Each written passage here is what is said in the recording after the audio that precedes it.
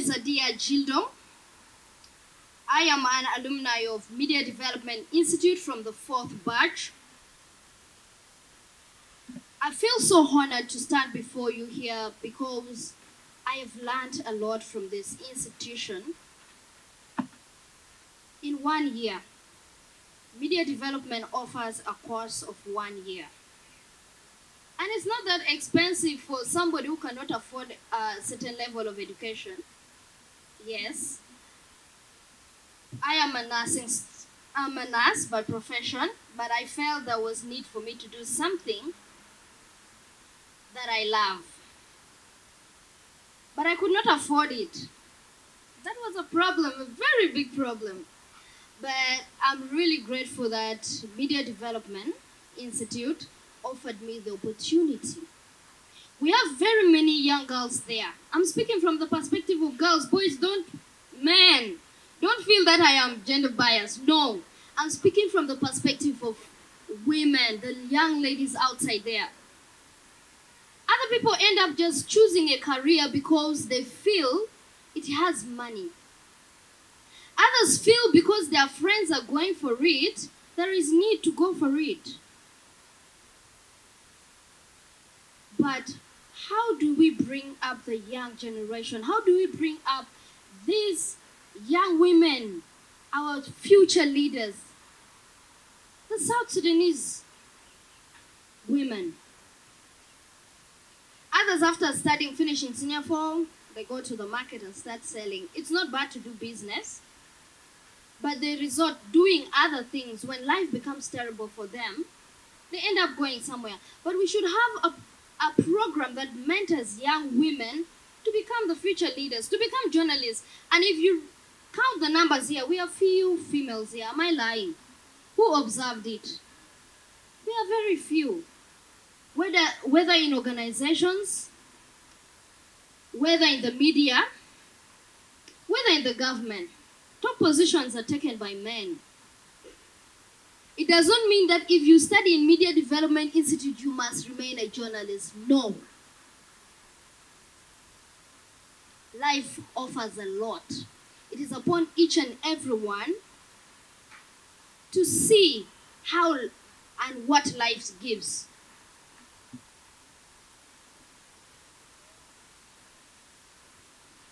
In the journey of life, education rules. Education is key. Today we celebrate this great day, the Alumni Day, with the theme, Together we build a vibrant and professional media in South Sudan. And that cannot go without female. At times, you see, when you go to these women in the market, they look at you. I can attest, and I really appreciate #1 Citizen Daily newspaper. I'm very proud of you. I went through trauma for 2 weeks. After covering stories, even if I wasn't going to the field, I was having phone interviews on the issues of conflicts that are happening. At times, people would send me the photos. These are people who are killed, whether the issue of cattle, ambush. It was really traumatizing.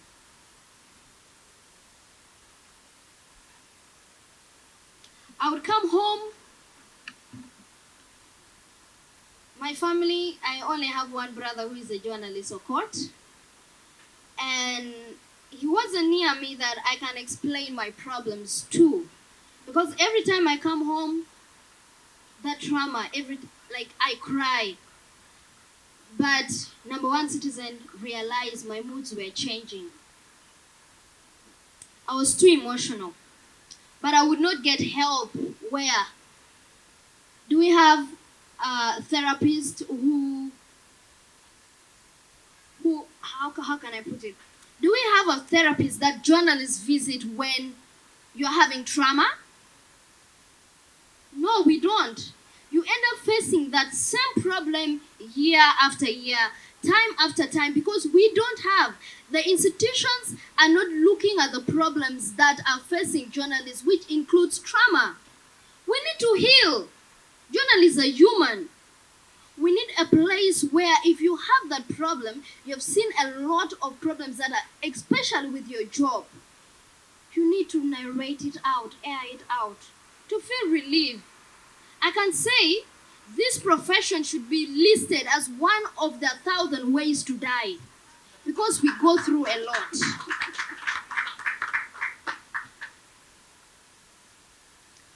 Make matters worse when you're a woman, you're a girl. I went to the market, especially when the issue of inflation was going high, to interview some women. You know, problems that happen, it is women and children that are most affected. This country, some of our parents were soldiers. They offered their life to serve the country and did not invest in life. That is a bitter truth. Coming out of there, you have your children and you have nothing. Your salary is coming after some time and you cannot feed the family. The mother, the woman, has to take it to herself to look for a way of getting money. So I went to the market to interview these women who are selling foodstuffs. It was a simple interview. How insecurity is affecting them, the ones who are selling. I got the worst insults of my life. Who goes through that? It is a journalist. They gave me the worst insult. And this alone can discourage somebody, especially us. You, with your bad day, you just came from work and go to the field and just get this kind of abuse. How does it feel? It really feels bad. But if we can get a platform where we can talk openly of the things that affect us, it will really be great, because we share our experiences and get a solution rather than keeping quiet. And at the end of the day, you quit the job, you're looking for greener pasture, but you're not happy. Please, stakeholders, take note of this. We need a place, we need therapists to help the journalists cope up with this kind of environment. It is harsh. You'd rather go just and become a farmer, but you decide to inform the community. And this should not be a discouragement to our upcoming female journalists. This field is so interesting. The experiences are so interesting. You discover a lot. You engage with the community. You are the eye of the world. That's why when a woman is doing makeup, you stand on the mirror. Maybe you've put that eyebrow. You see? The other side goes up. The other side is well. So when you see yourself, it's a reflection. You're correct. So journalists are the mirror. You are known. You're big. The fourth estate. Without you, nothing will be organized. Even those small mistakes. If they tell you, there is corruption, don't cover. My dear, if you don't cover, what will change? Nothing. So, female journalists, put your heads up. Our current presenters, our journalists, please go to these schools, encourage even these people, stakeholders, go to this school, encourage these young girls to take up the opportunity. Media development is offering. It's offering. Why shouldn't I not take it? When it can mentor the future generation. We are all here for the development of this country. It takes effort. It takes time.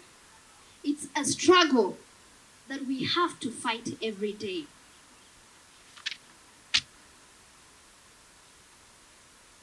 And as we fight, we should remember our ethics. We should always remember, through the journey, through the life, through every step that you want to make a change, let us remember where we come from and what impact we want to put in the society. And we shall never forget to pay tribute to those that lost their lives when they tried to give the information to the public. We shall never forget those our mentors, our tutors that lost their lives in this journey. You are the hero. Thank you very much for the opportunity.